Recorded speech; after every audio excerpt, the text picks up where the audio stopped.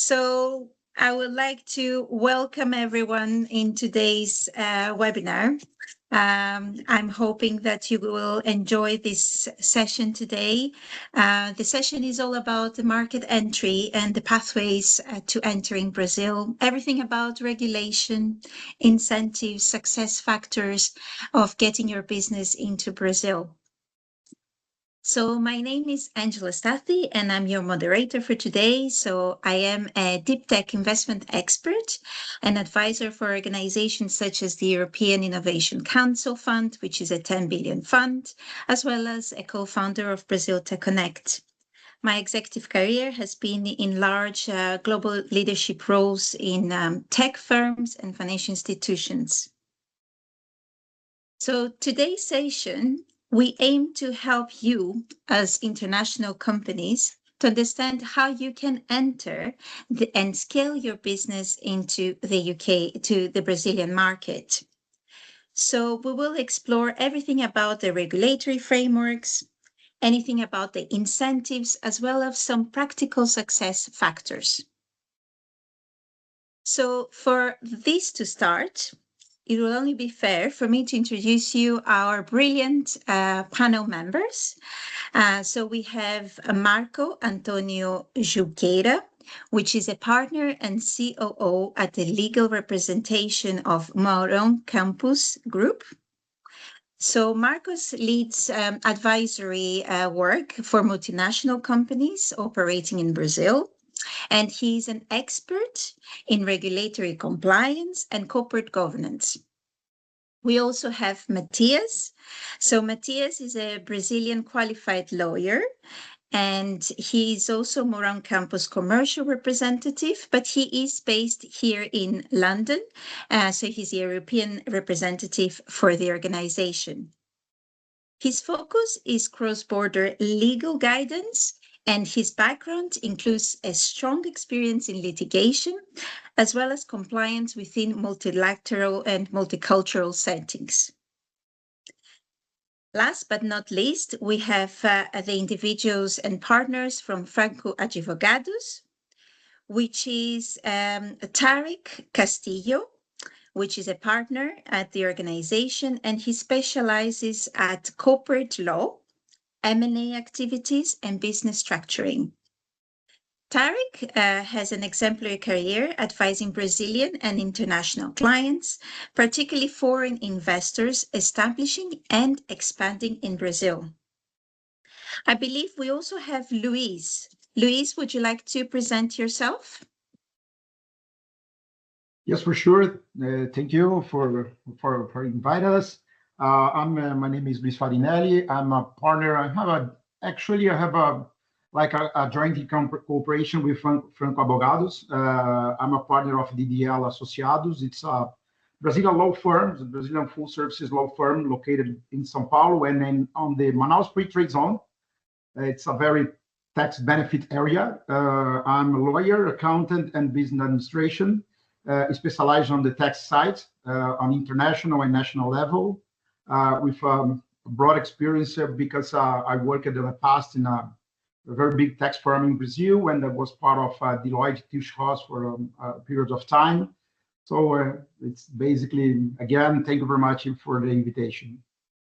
Excellent. As you can see, we have brilliant speakers, and within the next 45 minutes, you will have an excellent discussion that will be followed by 15 minutes of Q&A.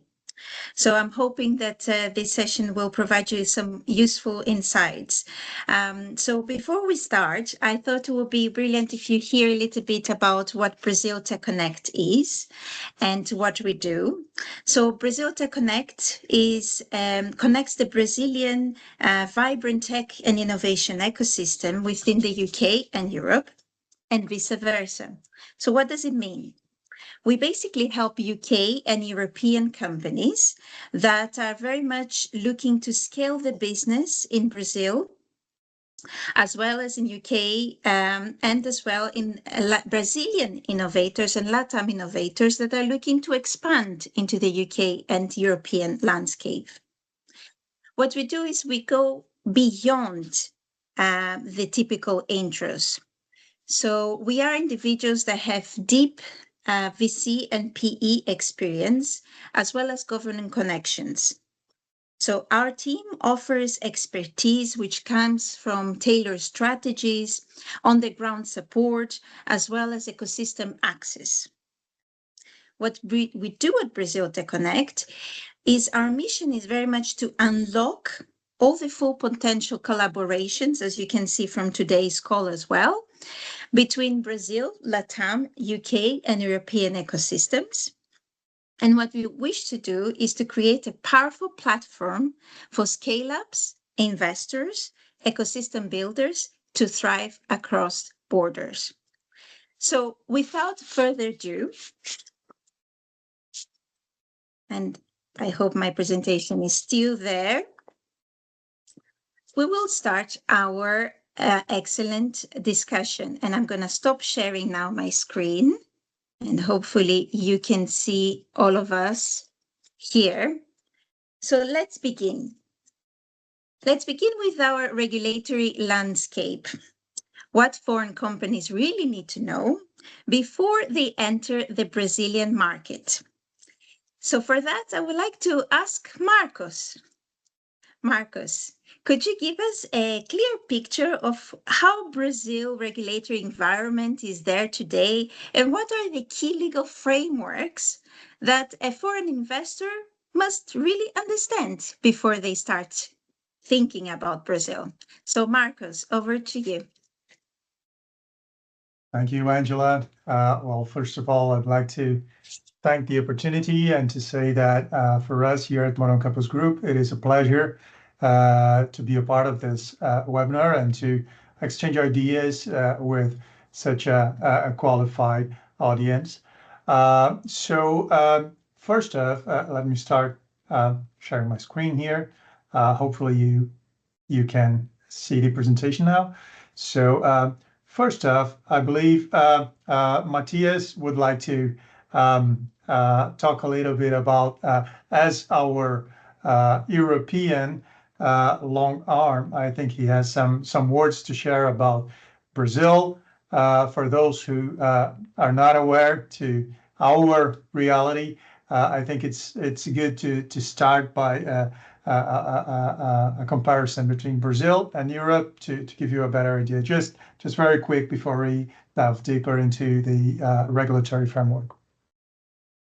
Yes, thank you, Marco. Thank you, Angela, and everyone from the Brazil Tech Connect team. It's really a pleasure to be here. And I think I would like to start saying that usually when you speak to people about Brazil here in Europe, having lived in Italy for 3.5 years and almost 4.5 now in the UK, is that people usually underestimate the sheer size of Brazil. So it's easy to say that Brazil would cover a distance from Lisbon to Moscow. And this within itself brings a few complexities, right? Not only because of the size, but also how Brazil as a federation, as a federative country is organized.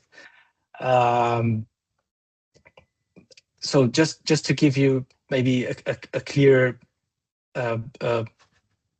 picture, São Paulo state alone is the size of the UK and has alone the GDP of equivalent to Argentina.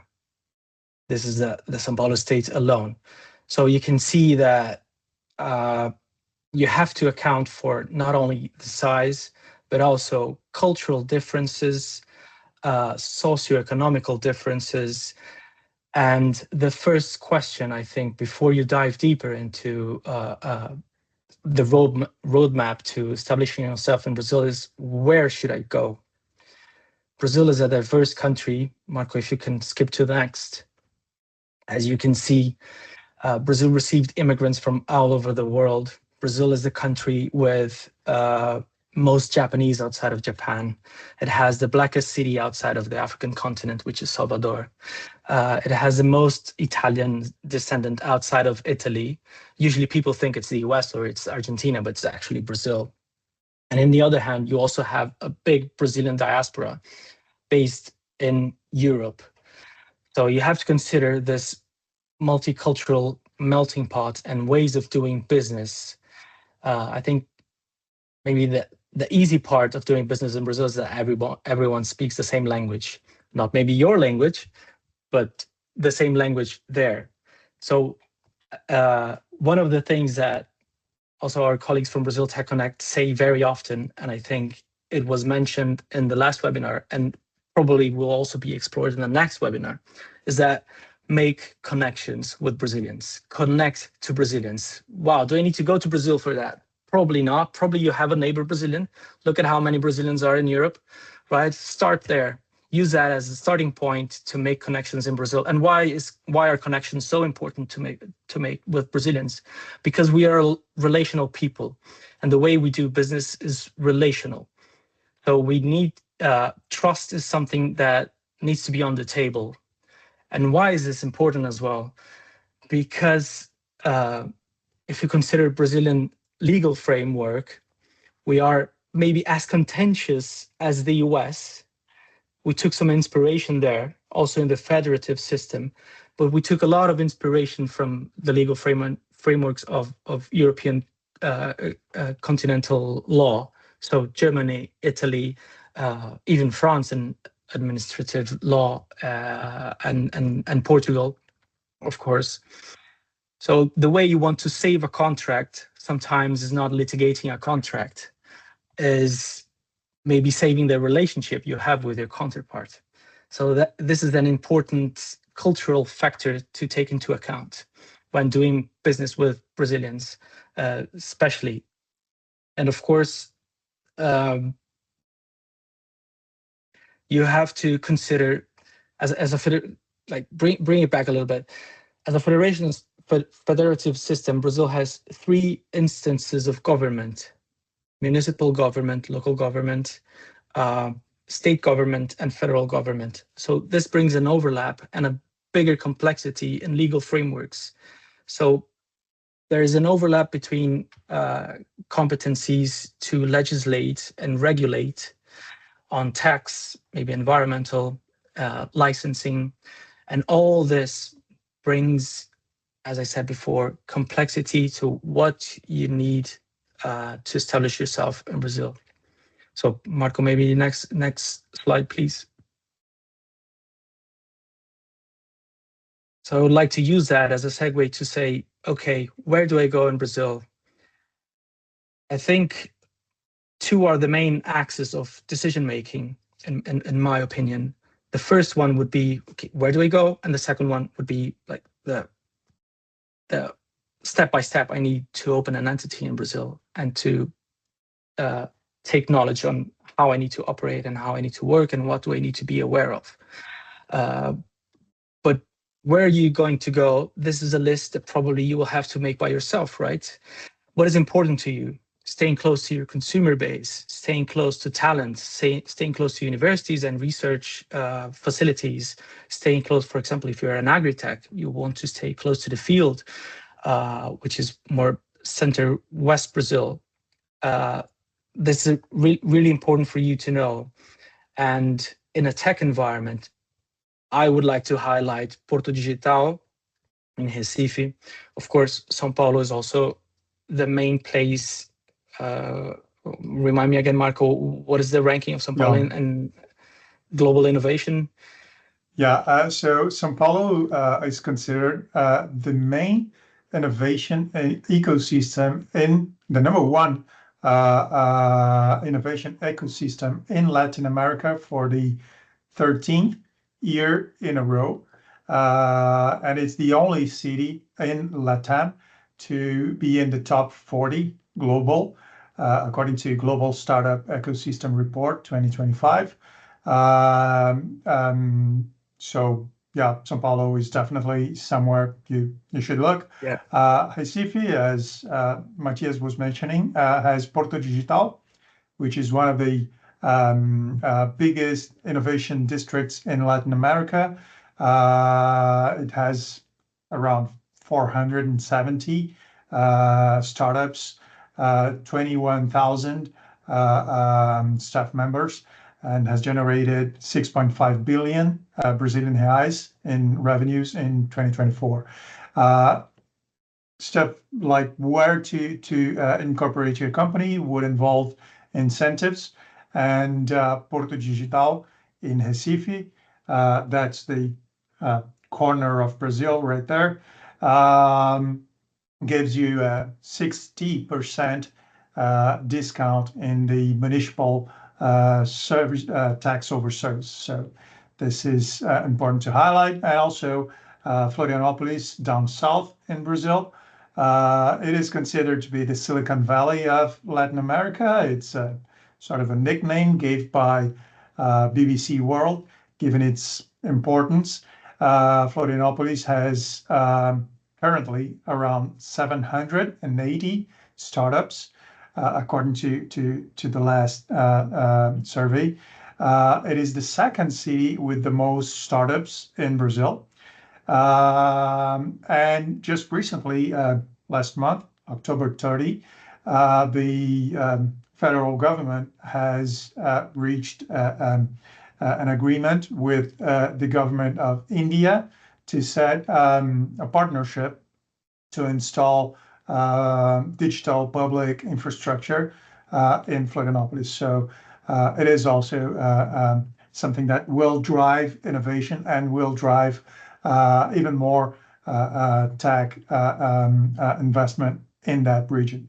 So in the tech system, in the tech world, like Mathias mentioned, we would highlight those three: Florianópolis, São Paulo, and Recife.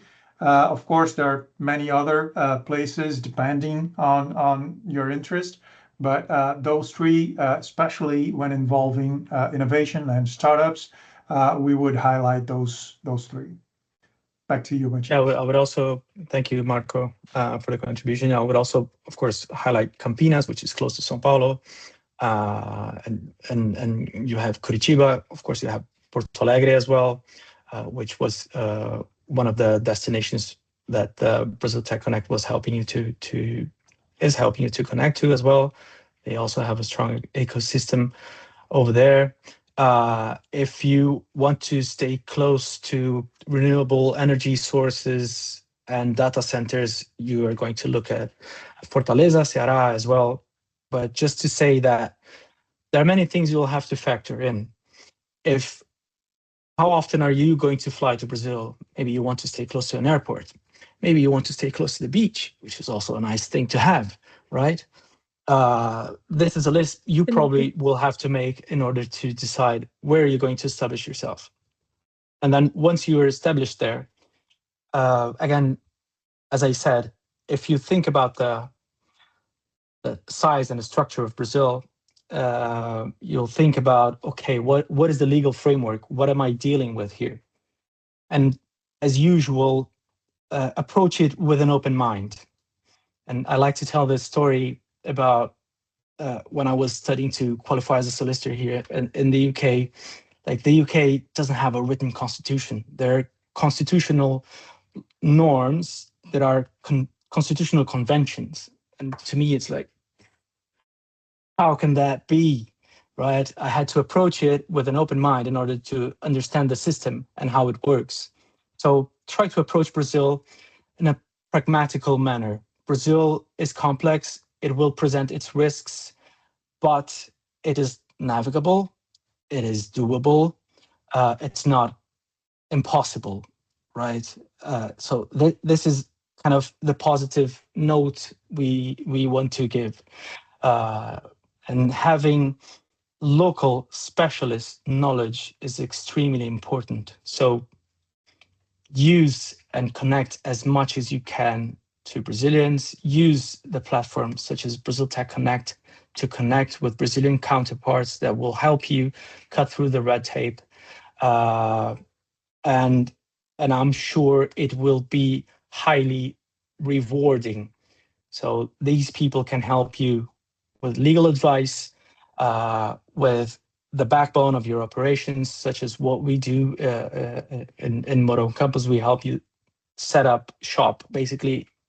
And then Franco Advogados are the ones that may help you with diving deeper into legal frameworks, incentives, if you have to apply for licenses or not, and of course you will need accountants to help you navigate the tax system. But Brazil is going through a lot of transformation right now and in the recent years. Brazil is a digital first country. There's also like a personal anecdote that I like to tell, that when I moved from Brazil to Italy, it was like, first of all, I understood from where we inherited some of the bureaucracy. But I must say, Brazil moved even faster than Italy. In Italy, people still keep their money under the mattress. Well, in Brazil, I would never withdraw cash. Never, ever. That was back in 2018, even before PIX. I'm not familiar with PIX because I moved out of Brazil after, before PIX was established. So to tell one example, my daughter, she has 3 nationalities: German, Italian, and Brazilian. And I had to get a passport for her. Guess which was the worst and which was the best place to get the passport? In Italy, the Italian passport, they misspelled my last name 3 times. And in the last time, they got tired of reissuing a passport. So they just made a strike through, typed under the correct spelling, a stamp, a signature, and there you go. In Germany, they're also bureaucratic, a little bit more efficient than the Italians, but very strict. You have to go to the embassy, to the consulate. The passports are issued from Germany to the UK. In Brazil, you do everything online. You submit your documents. I went to an appointment just to certify that my daughter was herself. I had to sit and wait for 20 minutes, and I left the consulate with a passport. So this is a big win, especially for tech companies that like to innovate. There's a highly innovative ecosystem in Brazil, innovative mentality, digitally first country, and this brings a lot of opportunities. And Brazil is also keen into simplifying their bureaucracy and their business environment, as well as the tax system itself that is going through reforms, and in the forthcoming years will also be much simplified to everyone's benefit. And so, Mathias, just to give our audience just a clear overview of what you just mentioned. When Mathias mentioned PIX, I don't know if everyone here is aware of what's that. So I live in Brazil. I'm very familiar with it. It's basically a system in which you can transfer money from one to the other instantly, never going through a bank. It's managed by Brazilian Central Bank. And I can remit or receive money from anyone, given that this person has a PIX code. And I can send or receive money instantly, any given hour of the day. For safety reasons, at night you have a threshold that's a little low, but you can just configure that. So this is what Mathias mentioned when he said PIX. Just to give some context to our foreign members of the audience, and just to not to say that everything's perfect and awesome in Brazil, just to make sure we're being objective and transparent here. There are complexities, like we were saying.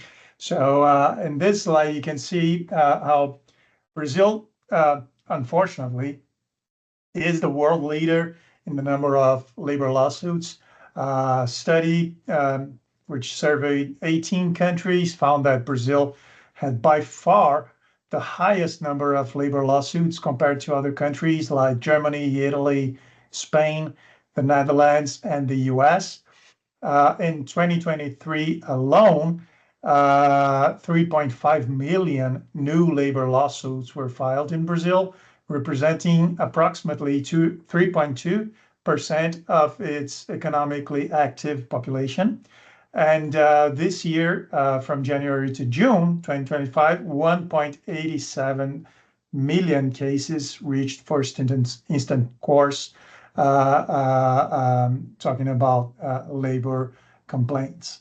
We also have a cumbersome business environment, according to the most recent report of Doing Business, which is used to be published by the World Bank, put Brazil in the 124th position out of a total of 190 countries in the ranking of easiness to do business.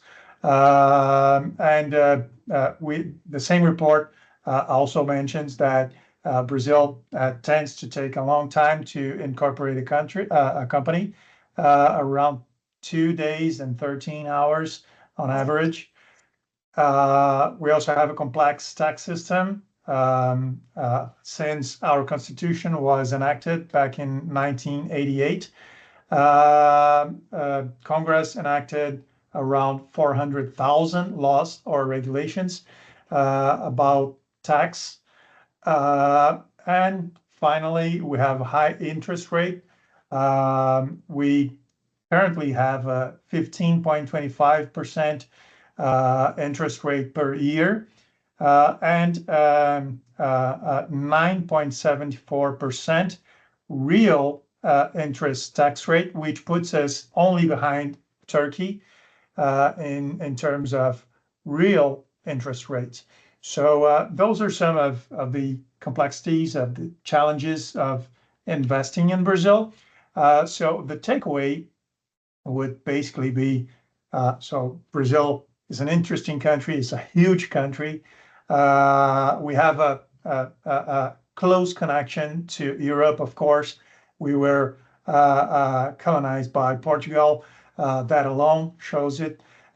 So it is important to come to Brazil, but it is complex. So you should count on professional legal advice from people on the ground when coming to Brazil. It was awesome, Marcos and Mathias. Really very interesting presentation, because you gave us a very good holistic view of the regulatory market, and as well the massive opportunity that exists in Brazil and the rationale for connecting with Brazil. Certainly there are the complexities of this country, but as you said, if you have the right contacts and networks, you can navigate. And as I always say, whenever there is complexity, there is opportunities, and I'm sure you would agree with me. Sure, yeah. Makes it more rewarding as well. Exactly. So we have on the screen some entry points roadmap, but I'm sure if the individuals who are attending the call today wish to have further information as to how to navigate the regulatory environment, they can certainly reach out to Mourão Campos. To get further information. I had a number of questions for you guys, but let's keep them for our Q&A section and see if others have some more questions. But if not, I will ask you these questions. So let's move on. Very interesting now to from regulation to action. So how really the companies now that have taken the interest in Brazil, how they will really enter Brazil. And for that, I'm going to ask Tarek to walk us through a little bit more on this area, the strategic options. So I will ask Tarek, please, to tell us a little bit more about the models. There are the direct models of exporting, establishing a local entity, and certainly working with local partners. There are pros and cons of each, but I would love to hear from Tarek and his colleagues at Franco Advogados, what is the best options and why. So Tarek, over to you. Thank you again for the opportunity to addressing you all. It is great to talk to you guys. As you may have inferred, I'm Tarek.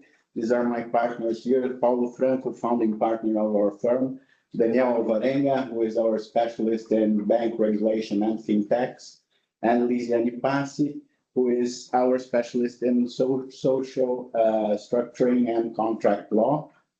Luis Farinelli, who is a very accomplished lawyer in tax matters, is also an accountant and a businessman.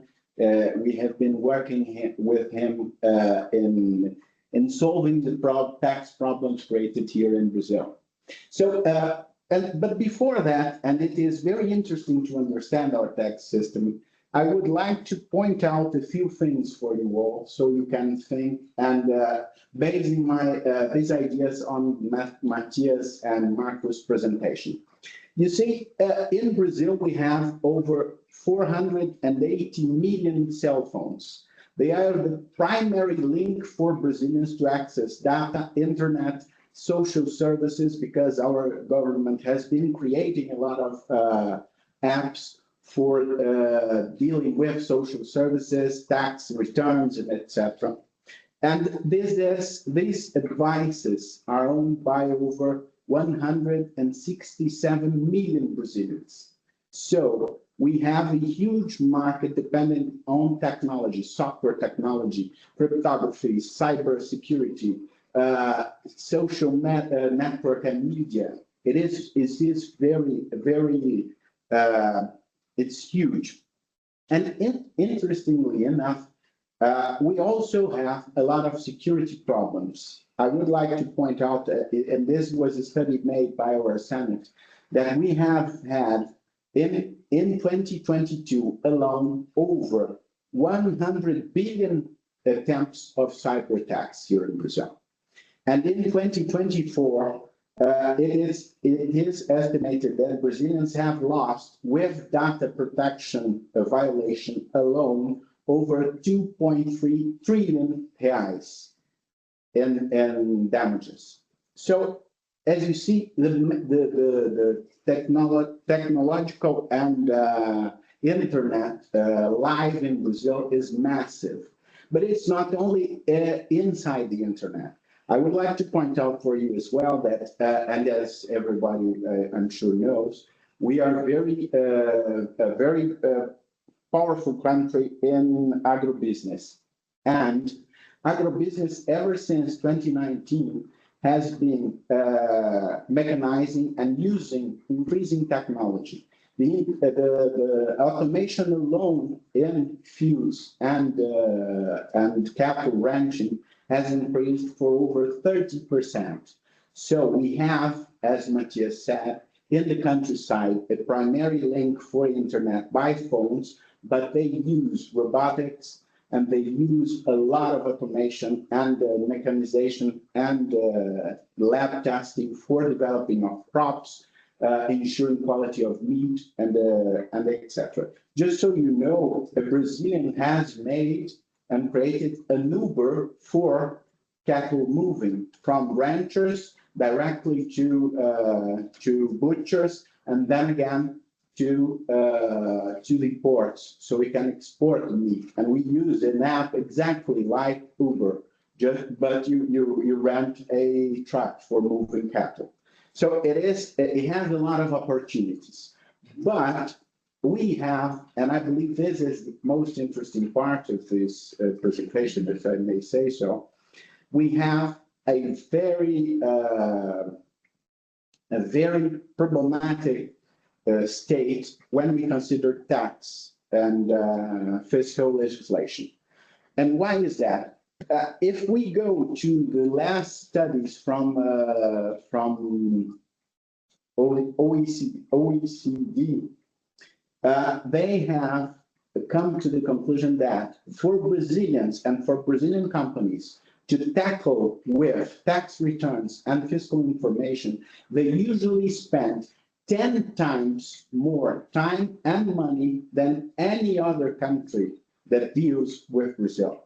So what we usually do here in Brazil, and this is why I'm telling you that, is we organize the social structure and the contracts of the companies that are establishing business here in Brazil, considering primarily our tax system. because it will have a huge impact in pricing and, of course, in return in profiting.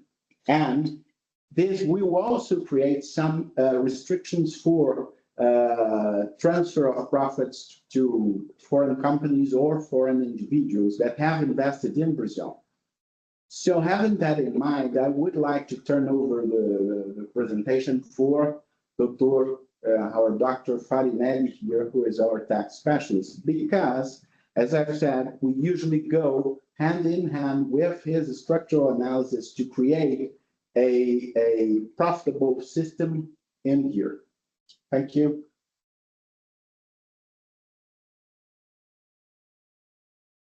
Thank you, Tariq. I have a presentation here actually, but after hearing the guys that brilliantly speaking about Brazil, Tariq and the guys from Mourão, I changed my mind and changed completely what I'm supposed to talk.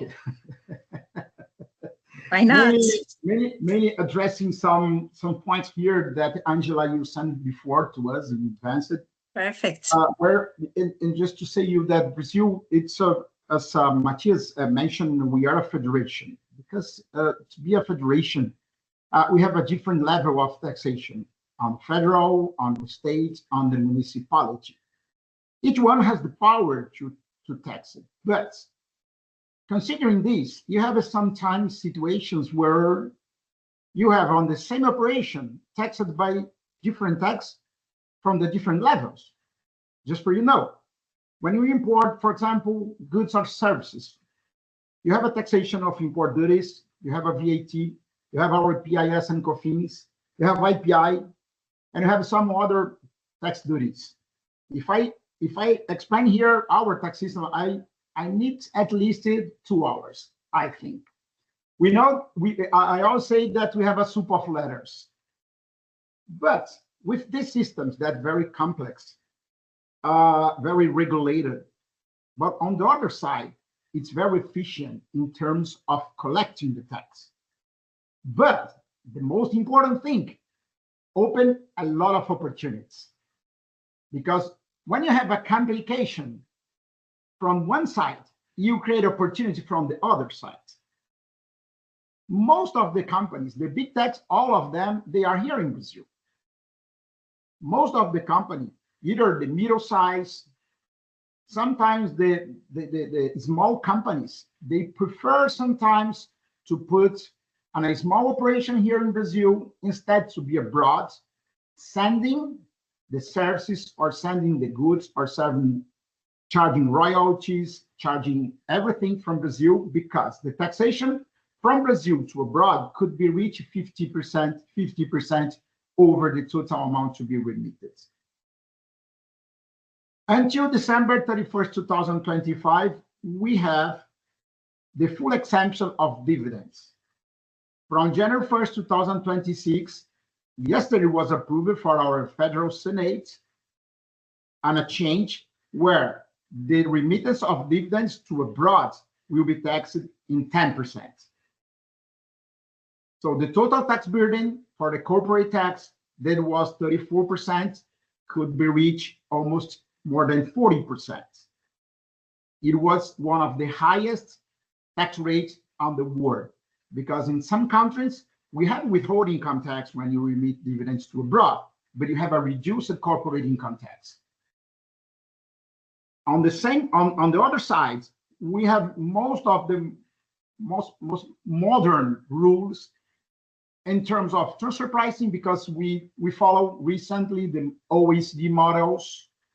We have a thin cap rules that most of the country has also. We have a double tax treaty signed with, I think, I don't remember exactly the number of countries, but I think it's more than 30 countries, including with the UK that was signed in 2022, but was not approved here in Brazil. It was approved in UK, but it was not approved in Brazil, so it's not in force up to now. Thinking about opportunities, we have so many tax incentives, sectorial tax incentive, for example, for ports, for oil and gas.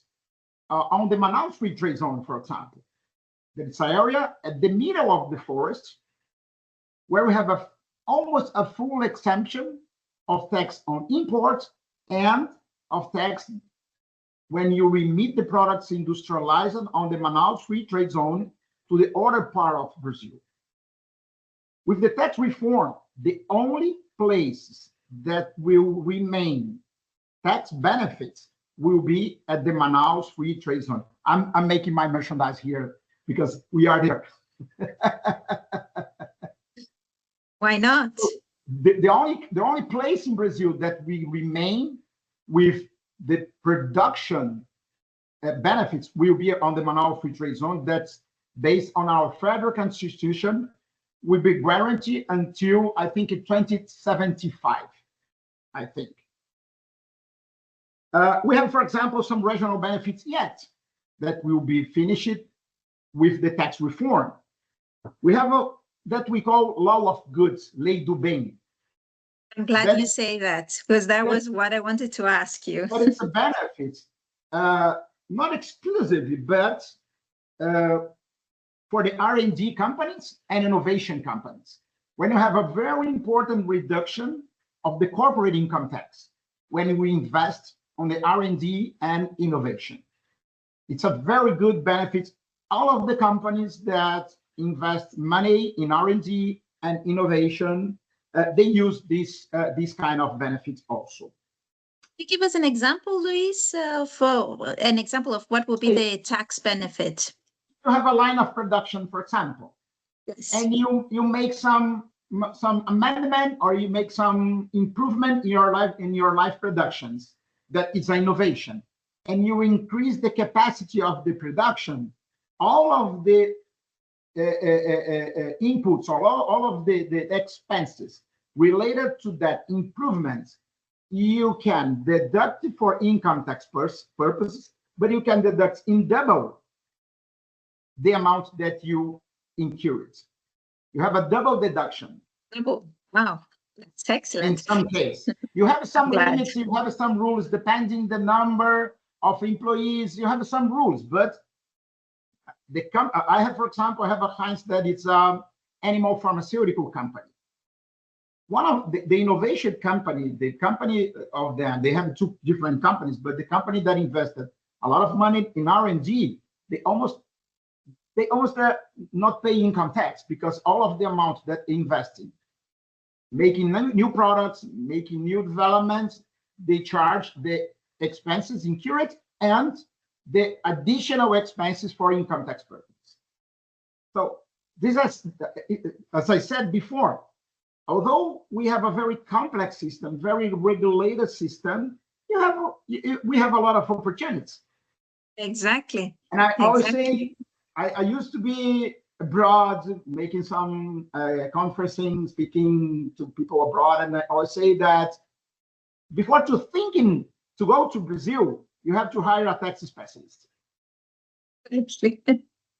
Absolutely. These opportunities, you don't know them until you actually speak to the specialist. And the same as Mourão Campos said, if you don't know the right people or you don't know these opportunities, you only see the complexity and then you don't dare to actually move into this country.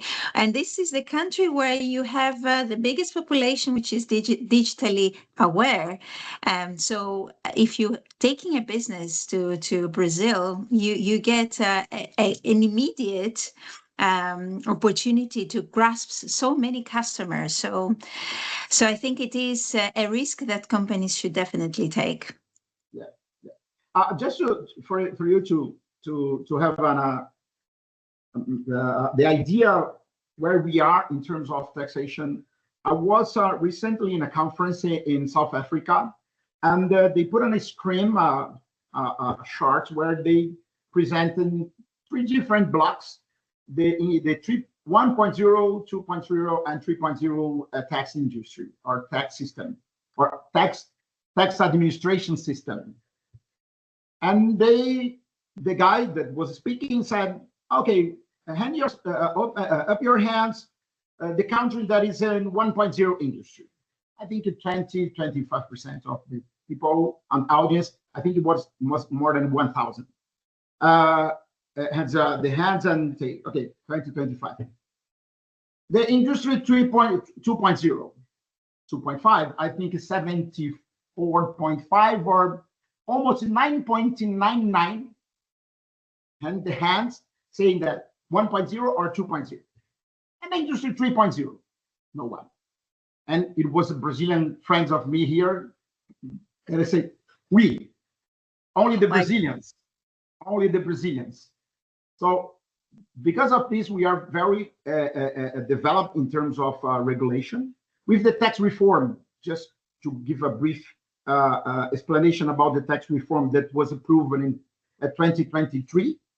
It was enacted in the beginning of this year, and we are at the time of to regulate it.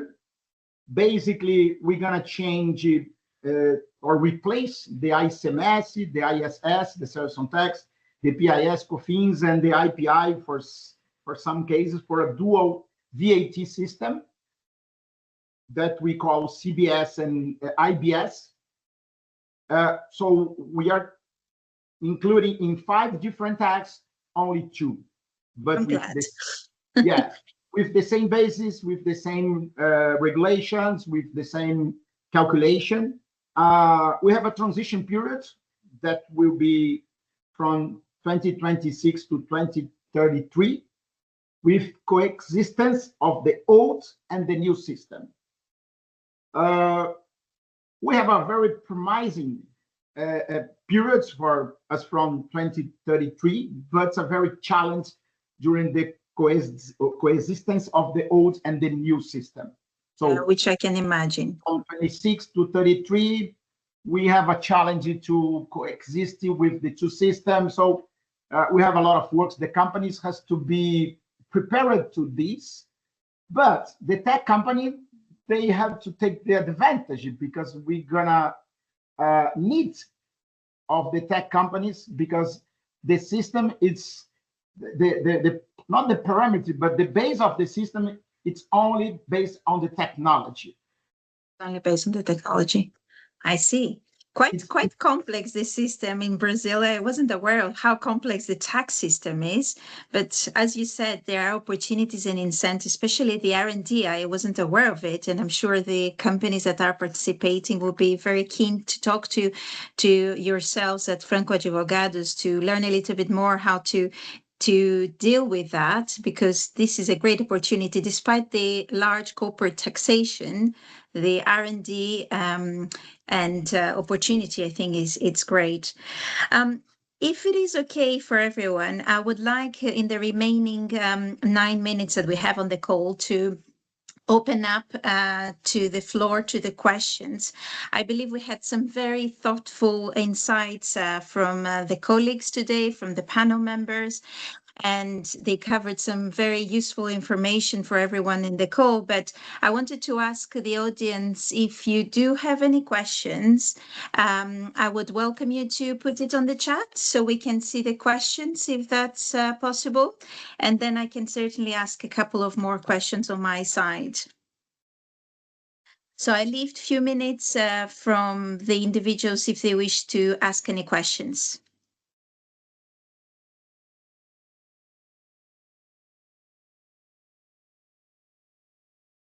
I do see somebody had posted a question before, and I leave the audience, the panel members, to answer. There are 2 questions from these individuals.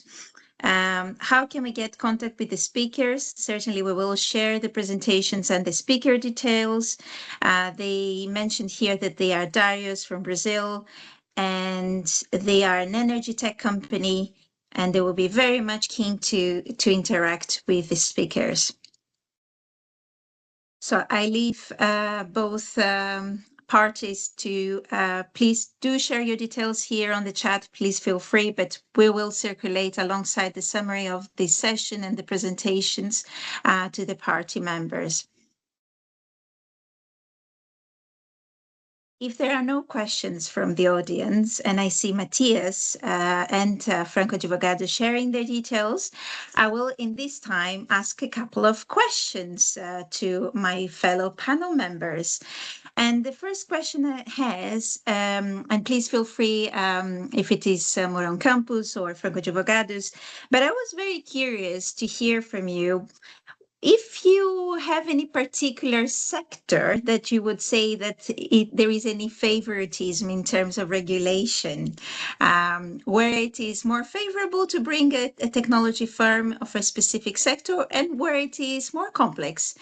Any particular sector that you could share your insights? Who would like to go first?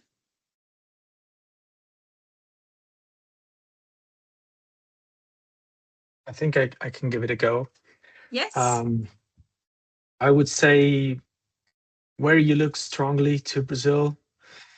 For example, there I spoke recently to a few actually identity and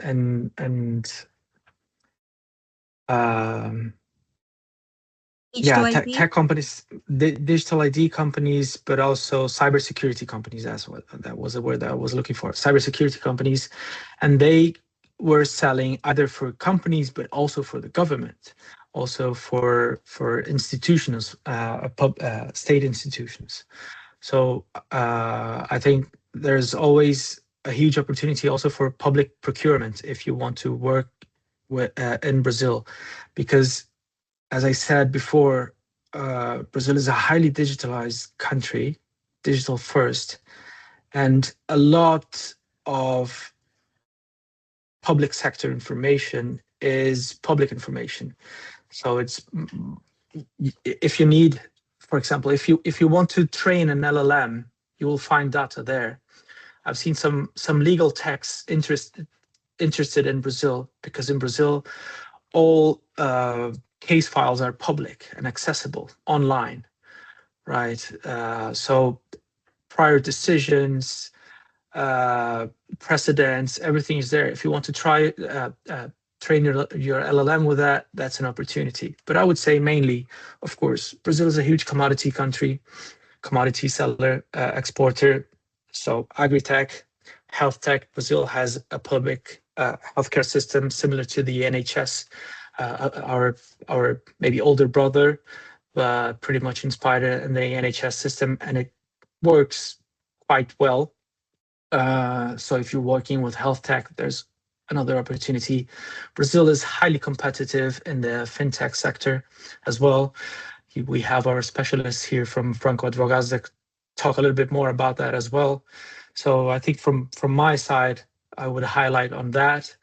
Clean energy, green economy. Just recently, the Secretary of State for the Finance Ministry was here in the UK highlighting all their green taxonomy for green assets and green tokenization and so on. So if you're into that specific sector, Brazil has a new taxonomy and a lot of incentives for that as well. So I think from my side, this is what I would highlight. Excellent. So I heard agri-tech, health tech, clean tech, digital, general digital IDs. There are loads of incentives. So if you are companies within these sectors, Brazil is the market for you. And I see on the chat that Marcus is asking Dr. Luis to share a little bit about the red data, which is a specialist regime for data centers, and data centers are the power for all the data that is collected that we use, the cloud data that we have, our phone data, everything. So maybe Dr. Luis, if you can share some insights on that. Yes, it's actually it's a regime that it's basically focused on the companies that it's on the data center, that they reduce it some indirect tax, depending, I think, at the level of employees that you hire, and depending the type of investments or the amount of investments So you have some requirements as all the benefits that you have. I can send you later on the levels of regulations that you have to have, but it depends the number of employees. It's not something easy, but you have a good opportunity, mainly on indirect tax. I don't know if Marcus has some additional information about this, but it's we can send that, if you don't mind, Dr. Luis, to actually send some of these insights, and we can circulate with the individuals that participated on the call. That would be grateful of that. I do see someone who doesn't originate from many contexts in Brazil, how difficult it is to start a business in Brazil as opposed to starting a business abroad and expanding abroad. And I see also the second question, how are the banking, credit, and health tech sectors in Brazil? Are they filled with strong incumbent players?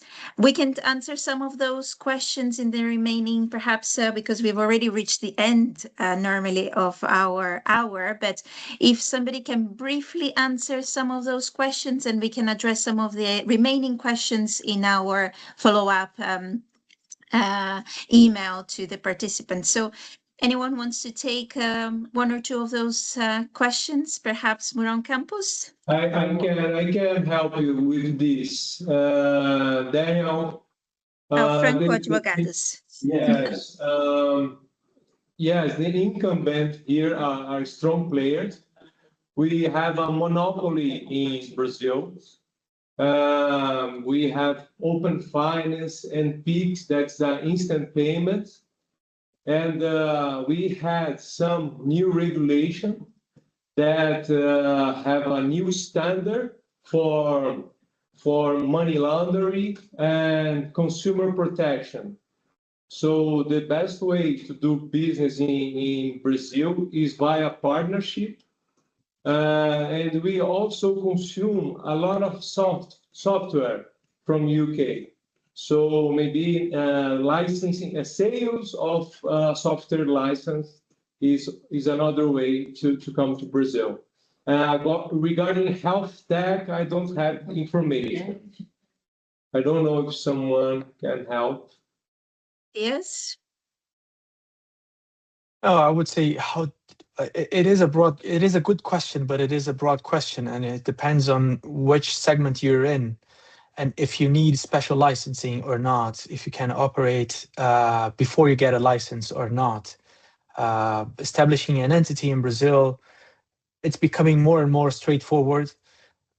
So we recently had a consultation from a client that was expanding into Brazil and also in India, and they said that in India they took approximately a year to open an entity. In Brazil, it can be much faster. In São Paulo, you can open an entity in, I believe, in 24 hours. Marco, correct me if I'm wrong, but yes. For example, I also have a friend who is working with bio-nanotechnology, bio-nano fertilizers. And she's opened up a company really fast, but she needs a license. She needs to apply for a license in MAPA and Anvisa. But she needs to validate her product pilot, and that will take at least 2-3 years. But in the meantime, she was able to receive funds and receive investment. So she had a bank account, she had an entity established, she could pay rent, she could, for her laboratory, she could hire an intern and all that. So I would say before you become fully operative, it will depend on a case-by-case basis. Of course, if you're into banking, I would say like how hard it is. It depends on where you are, where economic sector you want to operate, because in some economic sectors, the regulation, if you have a regulatory requirement, the regulation may be more concerned about safety first than speed and innovation. So I would say, I don't know, in tech sector, or correct me, Daniel from Franco, in fintech sector, you might go a little bit faster than you would go, such as with my friend, if you want to sell deep technological fertilizers, it will take you longer. I'm assuming it does take time. Some sectors are a little bit more difficult to penetrate the market, but also to establish. And from my work in Europe with the European Commission, I can testify this, especially the clinical trial type of companies where they need to do a lot of testing. It can take 10 to 15 years to actually reach market opportunity. But some other companies where the software companies is much easier to penetrate the market. I don't know if anyone else have anything else to add. I see Danielle is asking some further questions, but as Danielle finishes his, he thanks very much for the answers. So I just want to ask everyone before we wrap up, I just want to ask one piece of advice that you might have for the foreign companies entering Brazil in 2026. What would be this one piece of advice in 30 seconds? Where would that be? So I'm going to go around the floor, and I have Franco Advogados in my top left hand. So let's start with you. I would say that the most important thing would be to prepare and to have someone with keen understanding of the culture here, because any executive from abroad would have to either be living here or have someone he really trusts to conduct business here, because our social laws require that any foreign company either creates an entity here or has someone to represent them directly with broad powers of representation. So it is most important to have someone you absolutely trust and knows how to navigate business here in Brazil, because as Mathias said, we are mostly dealing with someone we know, we have some kind of relationship with. It is actually was a very accomplished work on a social philosophy professor of ours, and he was the father of one of our great musicians, and he has tackled that in 76. In a book called Brazil's Roots. So I would say trust and someone with connection. Excellent. Trust and someone that can match these connections for you. Mathias, I'll do a mixed Franco Advogados with Mourão Campos. Mathias. I would absolutely endorse that. I think from what I spoke before, it's plan early, invest in local expertise, and build relationships. Brazilians need to trust you, you need to gain their trust, and vice versa. And the relationships that you build will definitely take your business forward. So the relationship is the key thing, put with together with trust. Now I'm going to go down to Marcos. Marco, what is your takeaway key tips for 2026 companies going to Brazil? Well, while I endorse what Tarek just mentioned and Mathias, I would the best tip I would say is to talk to a tax specialist, like Dr. Farinelli mentioned. We are transitioning from one regime to another, and there are lots of change in the horizon. So definitely talk to someone who understands tax law, like Dr. Luis Farinelli here, because that will make a huge difference in succeeding or not in Brazilian intricate business landscape. So that would be my tip. Wonderful. Now, Dr. Luis Farinelli, I think it's last words on you. I'm gonna reproduce the Marcos deep. Before to come to Brazil, you have to do a very deep and precisely tax study. Because depending the way that you come to Brazil and the type of business that you intend to do it, you have a different situation in terms of tax.